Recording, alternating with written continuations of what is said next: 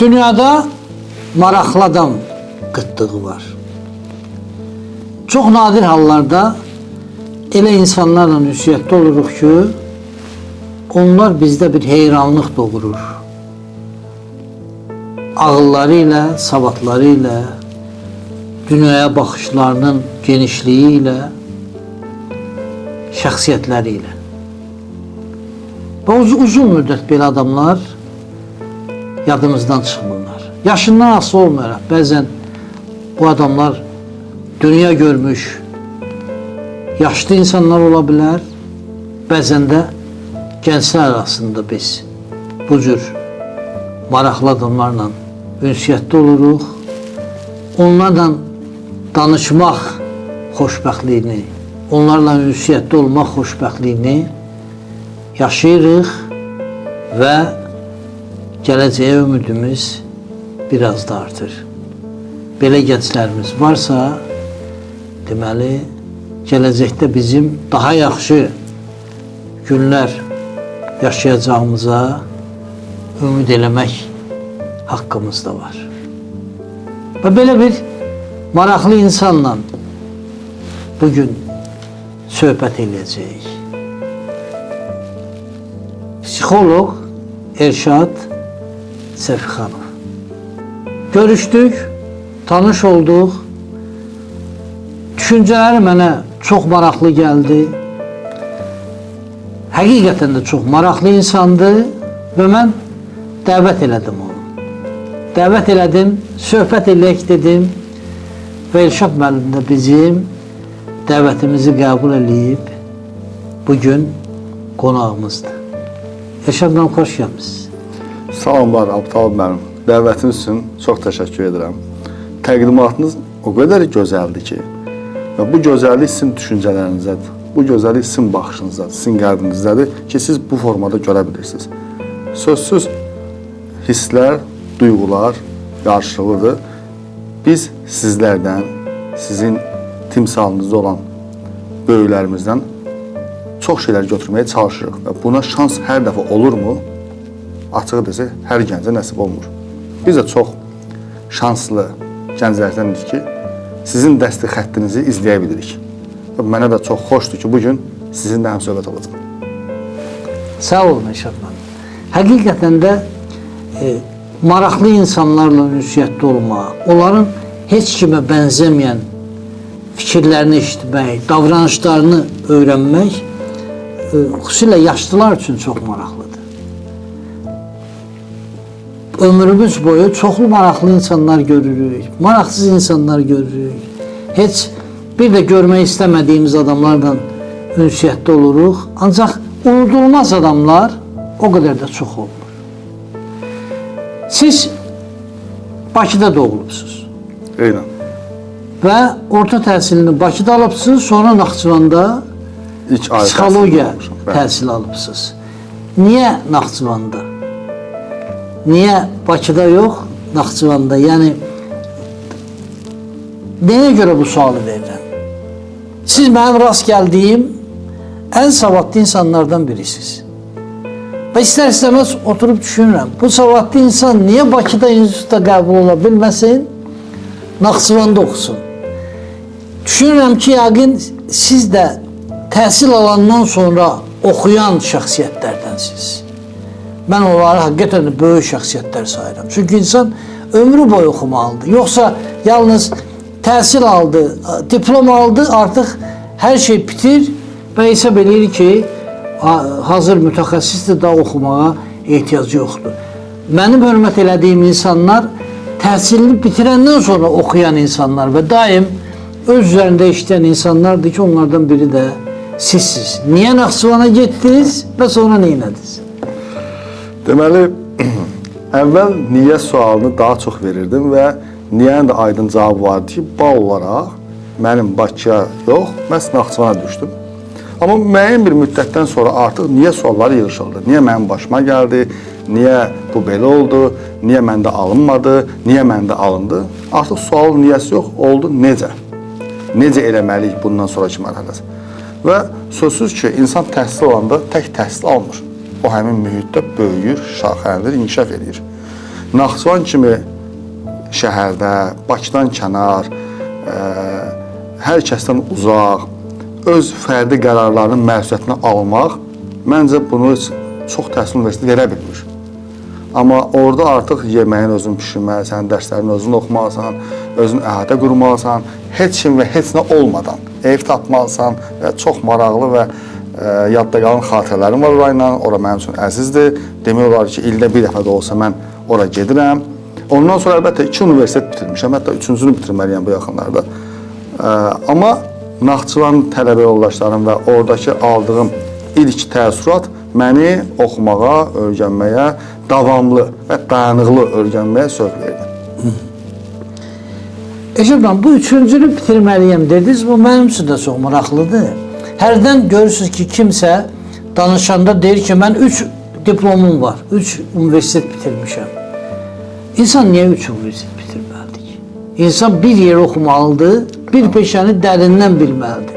Çünki insan ömrü bir peşəni dərindən öyrənmək üçün zorla kifayət edir. İndi üçünü sən nə cür öyrənə bilərsən? Üçünü nə cür mükəmməl mütəxəssis ola bilərsən? Ona görə mən hesab edirəm ki, 3 diplom olmaq əslində qalsa diplomsuz olmaq deməkdir. Siz nəyə üçünü də, 3-cünü də oxumaq istəyirsiniz? Və bu əvvəlki ixtisasınızla mı bağlıdır, yoxsa tamamilə bir-birindən əlaqəsi olmayan sahələrdir? İnsan doğulandan ta yetkinləşənə qədər öyrənməyə məcburdur. Yəni, insan dəyişən varlıqdır, inkişaf edən varlıqdır və bu dəyişməyi müsbət tərəfə yönləndirməlidir. Və sözsüz ki, bir peşə ilə bağlı mütəxəssis olmaq üçün ona 3 il, 4 il yox, bir ömür bəzən kifayət etmir. Çünki dəyişən zaman, resurslar, tələbatlar fərqlənir. 14 il bundan qabaq aldığın təhsil indiki zamanla uzlaşmaya bilir. Çox zamanda uzlaşmır. Nə resurs baxımından, nə kadr baxımından, nə düşüncə baxımından. İnkişaf ona görə lazımdır ki, insanoğlu hər zaman özündə nəyisə təsdiq eləmək üçün hər zaman nəyisə can atır. Bu, yaxşı mənada oxumaq, öyrənmək, savadlanmaq, ziyalı olmaq, müsbət tərəfdən görünən tərəfdir. Bunlar olmasa, yəni mən başqa formatda da yenə də özümü təsdiq eləməyə çalışacağam. Ya kimisə incidəcəm. Ya haradasa mənim səs sorağım gələcək, filan işlə məşğuldur. Ya evdə kiməsə yola getməyəcəm. Çünki mən bir mövqe qoymalıyam. Bu mövqeyin ən yaxşısı kitabdır, mütaliədir, universitetdir. Çünki seçilmiş yerlərdə hamı ola bilmir. Əgər hamı kimi saat 10-da yuxudan dursaq, mənim bu həyatdan iddiam nə ola bilər ki? Özümdən iddiam nə ola bilər ki? Nəyisə bədəlini ödəməliyik ki, nəyisə nail olaq. Sözsüz oxumaq deyəndə indiki zaman biraz oxumağa 3-cü, 4-cü dərəcəli baxır. Hansı ki, insan beyni, neyronları biz bilirik, hər il, hər yaşa dolduqca müəyyən qədər neyronlar ölür. Və bu neyronlar, bu düşüncəni sağlam saxlamaq üçün, bu yaddaşımızı yerində saxlamaq üçün bizim üçün davamlı mütaliə lazımdır. Və bu, hal-hazırda insanlarımız, mən, digər yoldaşlar, evimizə fikir veririk. Danışığımıza fikir veririk. Əşyalar, telefonumuza, evimizə, amma beynimizin içinə fikir vermirik, çünki görünmür deyə. Ancaq müəyyən bir yaşdan sonra həqiqətən də bizim düşüncələrimiz ya bizim dostumuz olacaq, ya bizim düşmənimiz. Düşüncələrini idarə edən özünü idarə edə bilir. Davamlı oxumaq üçün əvvəlcə 4 illik pedaqogiya və psixologiya ixtisası mənə qapını göstərdi. Heç o qapıdan içəri girməyim, o qədər düşünməmişəm. Amma sonra dərk eləyəndə ki, mən oxuduğumun 1%-dir. Heç 50% heç müəllimlər də öyrətmir. Müəllim istiqamət verir. Müəllimin o qədər vaxtı da yoxdur hər şagirdə, hər tələbəyə əlindən tutsun, harasa aparsın. Sonra artıq kitabları oxuduqca, həmin kitabın mündəricətinə baxıram, görüm, bu kitab yazılanda hansı kitablar istinad edib. Onların qeydiyyatını götürmüşük, onları oxumuşuq. Bu formada ömrümüz oxumaqla gedir və nə xoşsa oxumaqla gedir. Tək həmişə belə olsun. Və insan oxuduqca özü ilə barışıq halında yaşayır. Əgər biz özümüzlə küslüyüksə, biz özümüz gərgin isə, bu həyatdan nə gözləyək? Kitablar bax o gərginliyi, o narahatçılığı, o diskomfortu bizdə tarazlaya bilir. Bu baxımdan mənə kitab yolu göstərmiş bütün mütəxəssislərə, böyüklərə dərin təşəkkürümü bildirirəm. Onlar nisbətən yaşlı, artıq formalaşmış vaxtlarda sizə yol göstəriblər. Ancaq mütaliə adətən orta məktəbdən başlayır. Misal üçün, mən Tovuzda oxumuşam, uşaq kitabxanası var idi. Və hər dəfə gedirdim, nağıllar istəyirdim. 3, 4, 5 adətən nağıl kitabları o qədər qalın olmur. Çin nağılları, Hind nağılları və s. ölkələrin nağılları bir gün məlum oldu ki, artıq yoxdur nağıl. Bütün nə qədər nağıl varsa, hamısını oxuyub qutarmışam. Ancaq deyim sizə ki, həqiqətən də nağıllar insanın formalaşmasında çox böyük rol oynayan əsərlərdir. Orada insanlara ilk mənəviyyat dərsi keçilir. Nə yaxşıdır, nə pisdir, insan nə cür yaşamalıdır, insan kritik məqamlarda nə cür davranmalıdır. Bir mütəfəkkirin fikri var, adı yadından çıxıb, deyir, uşağınızı tərbiyə eləmək istəyirsinizsə, ona nağıl oxuyun. Çünki nağıl reallıqdan uzaqdır. Çünki uşaqlar onsa reallığı görəcəklər axı əvvəl. Qoy nağıl onların xəyalını canlandırsın. Bizdə təəssüf edirəm, bəzən biz hansısa şagird edirik ki, boş-boş xəyal qurma. Çıx xəyaldan, reallığa bax. Hansı ki, xəyal insanı təhrik edir arzulara, təhrik edir kəşflərə. Dünyanı icad edənlər əvvəl onun xəyalını qurublar. Göydə samolotu xəyal edib, sonra onu icad ediblər. Telefonla danışır, xəyal edib, sonra onu icad ediblər. Sadəcə xəyalın arxasında zəngin resurs, savad olmalıdır. Biz ikisini paralel aparmalıyıq. Xəyal qurmaq, mən bir də deyirəm, Allah heç bir şəxsi xəyal qurmaqdan əngəlləməsin. İnsan xəyalı olduğu sürəcə nələrsə can ata bilir. İkinci məsələ, mənim ilk oxuyub da valih olduğum, təsirindən uzun müddət çıxmadığım bir əsər, indi yadımdadır, indi mən gənclərə tövsiyə edirəm, Mövlud Süleymanlının Köç əsəridir. Təxminən 20 il, 25 il bundan qabaq oxumuşdum. Orada da insan xəyal dünyası genişlənir, obrazları özün istədiyin kimi canlandıra bilirsən və onunla yaşayırsan. Və əvvəllər düşünürdüm ki, səhər-səhər, adətən Abdallah, mən sübh səhərlər qalxıb kitab oxuyuram ki, başqa vaxtı, başqa işlərlə məşğul oluram. Yəni, vaxtım yoxdur, anlayışı yoxdur, vaxt yoxdur, anlayışı, ancaq öncəlikdir. Birinci mənə bu vacibdir, sonra bu vacibdir. Vaxtım çatarsa kitab oxuyaram, söhbət gəlib çıxır. Və mən əvvəllə bilirdim, onsuz da biz bilirik ki, sübh səhər-səhər insan beyni ağ vərəqdir. Hər şey süzgəc kimi özünə çəkir və elm təsdiq edib ki, sübh səhər-səhər oxunan əsərlər axşam və günorta oxunan əsərlərdən 80%, 90% daha yaxşı mənimsənir və yadda qalır, yaddaş baxımından. Sonra günün birində elmi əsərlərdən kənara qoydum, bir roman oxumaq istədim. Mənim üçün sübh səhər-səhər roman oxumağın verdiyi zövqü yaşamaq istədim. Roman kitabları adətən, gəlin açıq danışaq ki, rahat olduğumuz bir vaxtda oxumaq istəyirik. Yəni, heç bir işimiz yox, bizi mane edən yoxdursa, maneci törədən yoxdursa bizə, biz başlayırıq roman oxumağa və zövq almağa. Amma bunu səhər-səhər saat 5-də durub oxumaq. Sizi inandırım, mən səhər saat 5-dən 9-a işləmişəcən roman oxudum. Özdə Çərpələ Qüsuranı səhər-səhər oxumuşam. Xalid Hüseynin. Və onun verdiyi təsir məni gün boyu təsirlədi. Gün boyu məni öz havasında saxladı. Və kənar qıcıq təsirlər, kənar mövzular mənim həyatıma daxil olmadı. Və deməli, günə səhər-səhər, necə ki biz səhər qidalanmamızı ciddi həkimlərimiz, mütəxəssislərimiz deyir ki, bunu yemək olar, bunu yemək olmaz, səhər yeməyi mütləqdir, falan və s. oldu. Bizim mənəvi qidamız var burada. Onun yeməyi ilə bağlı danışanımız yoxdur.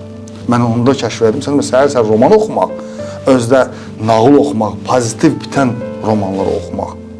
İnsan həyatını, gününü tam başqa formatda irəli aparır. Və insan ruhu o qədər dolu-dolu yaşayır ki, elə bilirsən 2 gün yaşamısan, bir səhər o bir gün idi, bu ikinci gündür. Və bu baxımdan oxuyan tələbələrə, şagirdlərə mən həmişə sual verir. Səhər neçədə yuxudan durursan? Birinci sualım budur. Çünki çox vacib faktordur. İddialı adam öz komfortuna biraz xərcləməlidir. Öz yuxusuna biraz xərcləməlidir. Əgər iddialı bir adam deyirsə ki, mən normalda yuxudan 10-da 11-də dururam, onun iddiası boş iddiadır. Sadəcə öz-özünü aldadır. səhər erkən, necə ki biz su içirik, düzdür, səhər qidalanmayanlarımız da var ki, onun da tərəfində deyirəm, eyni qayda mənəvi qidana insan böyüməlidir. Uşaqlarımızı uşaq vaxtında peyvənd elədiyimiz kimi, multivitaminlərlə yetişdirdiyimiz kimi, vaxtında müəyyən ərzaqlarla təmin etdiyimiz kimi, uşaqlarımızın beynini də o formada qidalandırmalıyıq. Biz qidalandırmasaq, uşaq nə gəldi yiyəcək? Sözün dırnaq arası deyirəm, mənəvi qida baxımından. Və sonra deyəcəyik ki, bu uşaq kimi oxşadı. Burada maraqlı bir söz dediniz. Xəyal etmək. Böyük şəxsiyyətlər xəyal eləyiblər və reallaşdırıblar. Deməli, bəzən insan öz gələcəyini görə bilər. Xəyalları əslinə qalsa onun gələcəyi ola bilər. Ancaq bu həmişə olmur. Çox xəyal eləyənlər var ki, elə ömür boyda xəyal eləməklə məşğul olur, ancaq reallaşdıra bilmir. Burada bunun kökündə nə dayanır? Niyə bəziləri xəyal eləyib qeyri-adi kəşflərə nail olurlar, qeyri-adi uğurlara nail olurlar? Və hamısını elə bir göz gələcəyini görür. Digərləri xəyal eləyir və xəyal eləyir də həyatın sonuna qədər yaşayır. Səbəb? Bir dənə mövzu var. Xəyal həmişə tənbəlliklə qardaşlıq edir.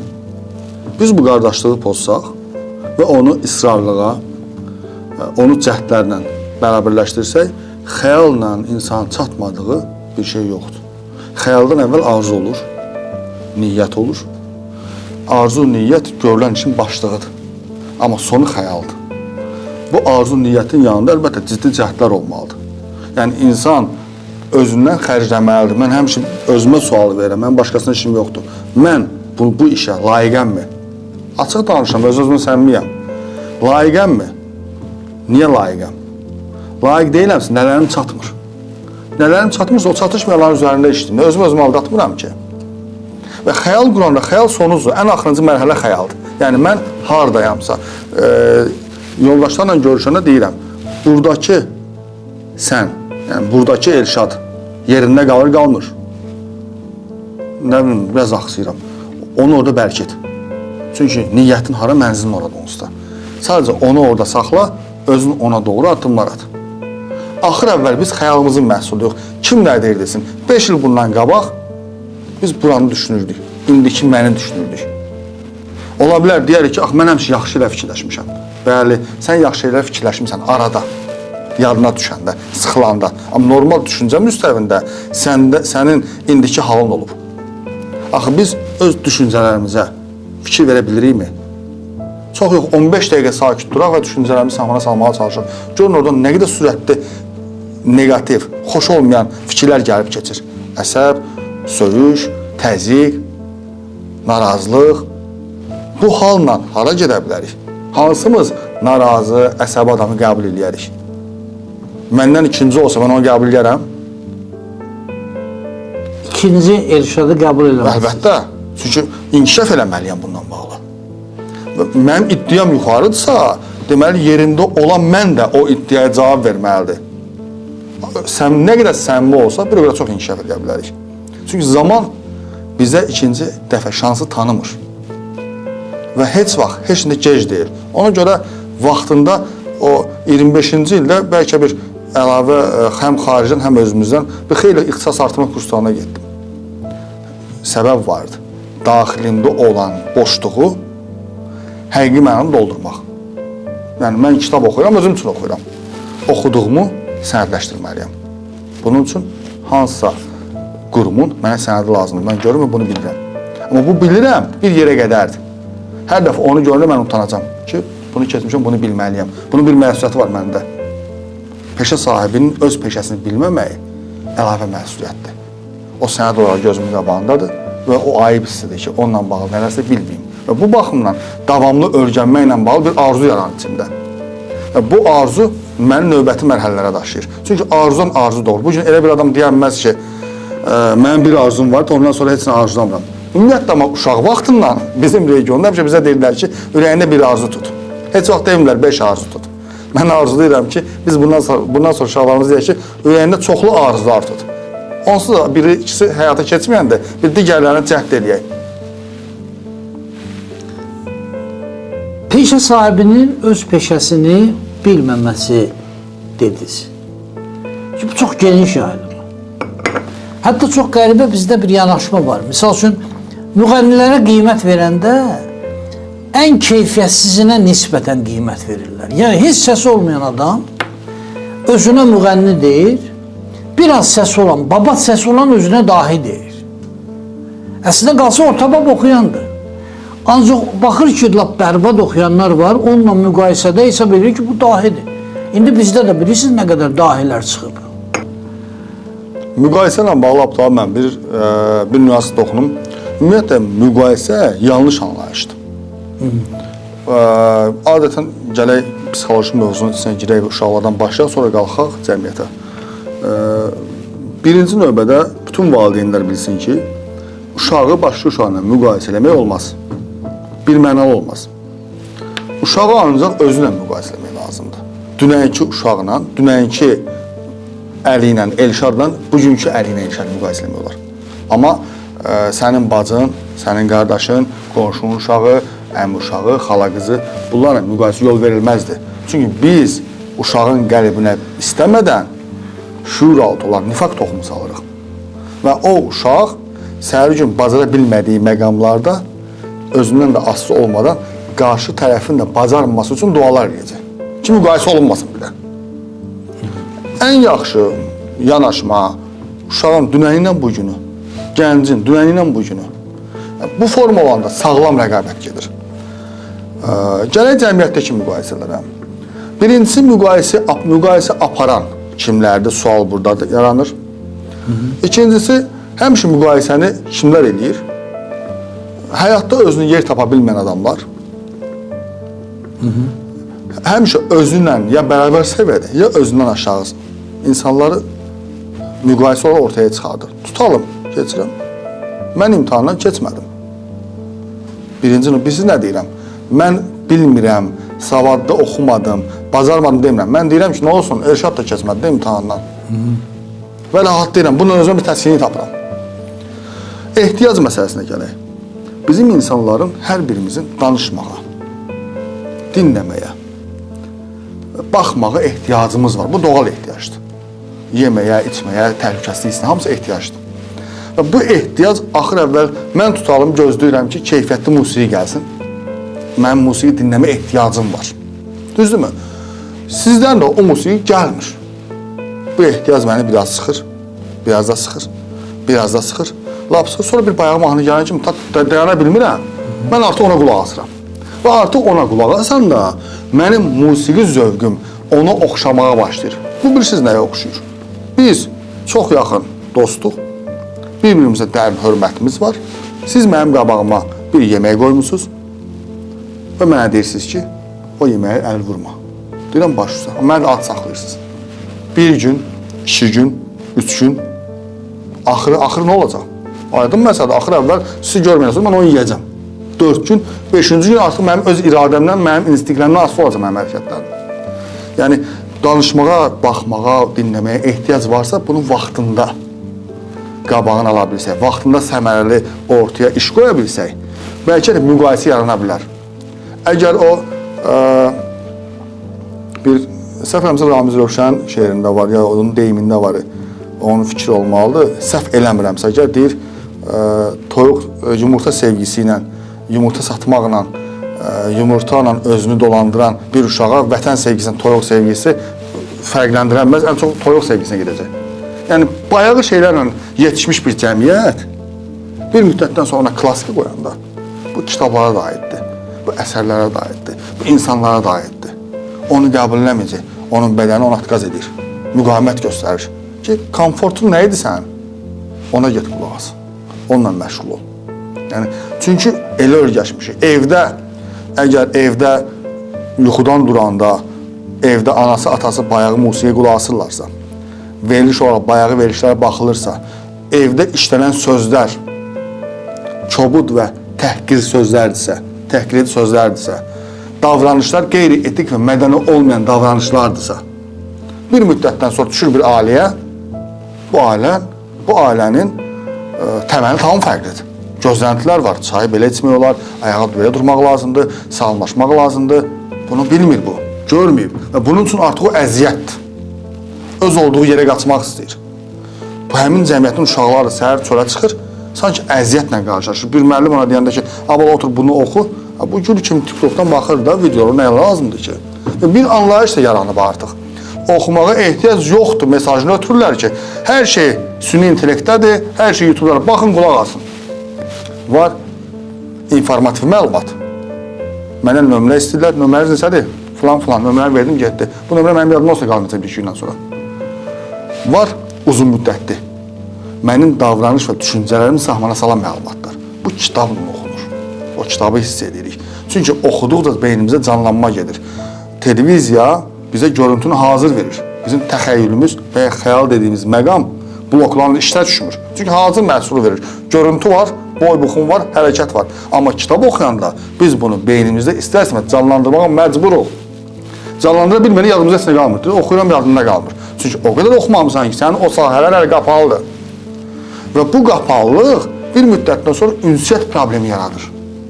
İnsanlar məndən yola getmirlər. Ay sənə qurbanım, sən özün-özündən yola gedirsən ümumiyyətlə. Özünə sual verir, görüm elə. Baxırlar, çünki adamların əksəriyyəti tanımır. Mən sorğu keçirdəndə bu sualı həmişə vermişəm. Deyirəm, əhvalın aşağı olanda, modun aşağı olanda, nəsə sıxıntın gələndə sən neynirsən ki, həmin anda əhvalın yuxarı qalxır?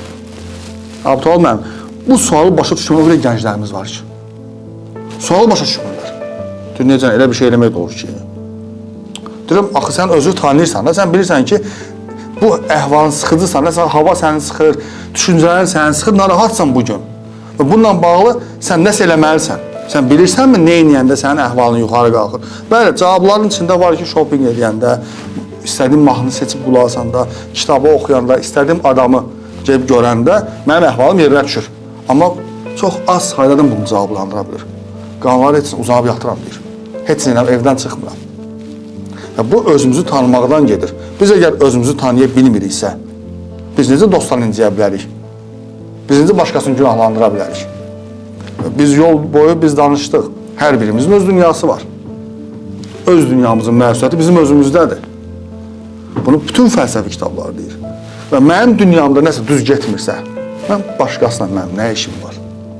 Bir özümə, öz içimə boylanmalıyam ki, məndə nə düz getmir ki, mənim qarşıma bu cür adamlar çıxır. Çox eşitmişəm yaxın yoldaşlardan ki, mənim bəxtimdən mənim ətrafım belə adamlar gəlir. Sənin ətrafa belə adamlar gəlirsə, bir özünə bax. Bəlkə sən seçirsən o ətrafı. Hər kəs öz dünyasını öz yaradır. O baxımdan. Bayağı mahnılar dediniz, çox maraqlı bir mövzuya toxundunuz. Bayağı mahnıların həvəskarlarının çox olmaması üçün sənət əsərləri təbliğ olunmalıdır. Ancaq o reallıq da var ki, bayağı mahnıları götürmək, qəbul eləmək daha asandır, xüsusilə hazırlıqsız insanlar üçün. İnsanın səviyyəsi artdıqca onun tələbatı da artır və seçdiyinin səviyyəsi də daha yüksək olur. Və bayağı mahnıları bir vaxtı ara müğənnilər oxuyurdu. Əksəriyyətin xoşuna gələn mətnlər, bəsit musiqi və populyarlaşırdılar. İndi bizdə ara psixoloqları var. Çalışırlar ki, bu cür bayağı mövzulardan danışsınlar. Əsas deməli fəaliyyətlər ilə bundan ibarətdir və bununla da populyarlaşsınlar. Bu bayağı psixoloqlardan özümüzü nəzir qoruyaq. Birincisi, biz özümüz sual verməyi bacarmalıyıq. Sualın altında insanın kimliyi və dərinliyi görsənir həmişə. Sual verməyi bacarmayanda verilən məlumatı olduğu kimi hiss edirik. Və əlbəttə o tip adamlar tək mən bir başqa yerdə dedim ki, mən istəmirəm özüm peşənin yiyəsiyəm və bizim peşə ilə bağlı bu cür iddiaların sayı çoxalsın. Bu mənə də narahat edir bir yandan. Çox gözəl vurğuladınız ki, hər sahənin arasında olanlar var. Birinci məqsəd odur ki, biz adamlara qulaq asanda biz rahat sual verməyə bacarmalıyıq. Ki, bu adam dediyi heç kəsin, nəinki o adam, heç kəsin dediyi yekdilliklə qanun deyil. Hər kəsin bir dünya görüşü var. Və axı mən dedim, hər kəsin dinlənməyə ehtiyacı var. Biz bir evdə yaşayırıq, biz bir-birimizi dinləmirik. Danışa bilmirik, yola getmirik, siz başqa şeydən danışırsınız, mən başqa şeydən danışıram. Və bu dinlənmə ehtiyacımı haradasa bir danışana, ucuz danışana, yerimdə rahat olum, heç nə xərcləməyim, haradasa qulaq asmalıyam bu ehtiyacımı ödəmək üçün. Həmin adamlar da, tək o sahən adamlar deyil, çox sahən adamlar kimi, göbələk kimi hər yerdə var. Bəli. Açırlar, aha danışır, son. Və o ehtiyacı olan adamlar pambıq suyu çəkən kimi bütün informasiyanı mənimsəyirlər və artıq onu bir həqiqət kimi bilirlər. Hansı ki, görüntüdən başqa hər bir insanın bir yaşam tərzi var. Bugün bizim sahəmiz o qədər özəl və o qədər məsuliyyətli sahədir ki, bu pencəyi bizim əynimizdə hər yerdə var. Çünki biz danışığımızla paralel olaraq yaşayış tərzimiz, həyat tərzimiz ona oxşar olmalıdır. Çünki görüntü ilə əlavə insanlar yaşam tərzinə, davranışına, sözünə, geyiminə, hər şeyə fikir verirlər. Və bunu təmin edə bilməyəndən sonra biz qarşı tərəfə hansı ümidi, hansı vədə verə bilərik ki, özümüz onu birinci yaşamalıyıq. Yenə də gəlirəm cəmiyyətin maariflənməyinə. İnsanlar maariflənmə mövzusunda vaxt azlığından kifayət qədər şikayət edirlər. 24 saat bəzi adamlara kifayət qədər uzundur, 24 saat bəzi adamlara çatmır. Və bu çatmayan hər zaman, bu çatmayan vaxt kitabla bağlıdır. Kitabla, elmi əsərlərlə, araşdırmalarla, tədqiqatla bağlıdır. Yəni, faydalı işlərə vaxt çatdıra bilmirlər. Amma hansı ki, disiplinli formada ortaya iradə qoyularsa, ortaya xəyal olarsa, çünki xəyal olmasa, arzu olmasa, istək olmasa, dəyişim olmasa, insan yerində sayacaq. Biz nə qədər kənardan özümüzə dəstək axtaraq, nə qədər adamı günahlandıraq ki, belə eləsəydilər belə olardı, elə olsaydı belə olardı, mənim bəxtim belədir, məndə alınsaydı əvvəldən alınardı, nə qədər? Və biz bu düşüncə ilə də əlbəttə qarşımıza özümüzə oxşar adamlara çəkəcəyik. Onlar da bizi oxşayacaqlar. Birinci dəyişməli olan özümüzük. Özümüz düşüncələrimizdir. Biz dərinləşəndən sonra bayaqlıq bizdən uzaqlaşır. Əgər heç bir kitab oxumayan bir adama bir kitab verin, ilk oxuduğu kitab olsun, ürək dolusu deyəcək ki, nə gözəl kitab idi bu. Ona ikinci kitab, ona üçüncü kitab, ona dördüncü kitab lazımdır. Yox, ancaq musiqi də o formadır. Yəni, mən ötən bir verilişdə dedim, hansımızın evində həftədə bir dəfə bizim Azərbaycan kinolarına baxılır. Ailə ümumilikdə oturur, bizim Azərbaycan kinolarına baxır. Nə varsa o kinolarda vardı. Köhnə filmlər. Bəli, bəli. 70-ci, 80-ci, 90-cı ilən kitablarına. Bəli, bəli. Özümüz baxırıq, uşaqlar baxmırlar. Bunun üçün ortam, ailə ortamı lazımdır və düşüncə müstəvisində hamımız bir-birimizə vaxt ayırmalıyıq. Zaman ayırmaq söhbəti var. Yəni, zaman ayırmaq şərt deyil. Biz zaman ayırırıq bir-birimizə, gedirik kinoya. Kinoda telefon sinənizdə, mənim telefon öz əlimdədir. Yəni, orada kiməsə yazırıq, kiməsə yazırıq, kinoya baxırıq, gəlir. Söhbət diqqət ayırmaqdan gedir. Yəni, 20 dəqiq keyfiyyətli diqqət ayırmaqdan gedir.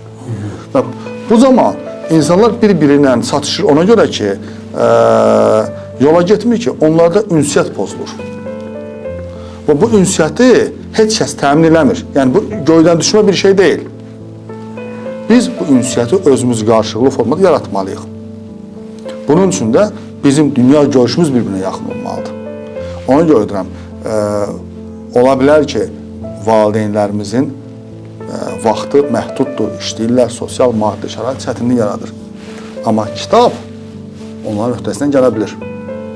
Uşaqları kitablarla mükafatlandırmaq və təşviq etmək lazımdır. Hədiyyə olaraq kitab hədiyyə verin. Ad günü üstündə kitab alın. Aparın kitabxanalara, ən yaxşı kitabı seçsin.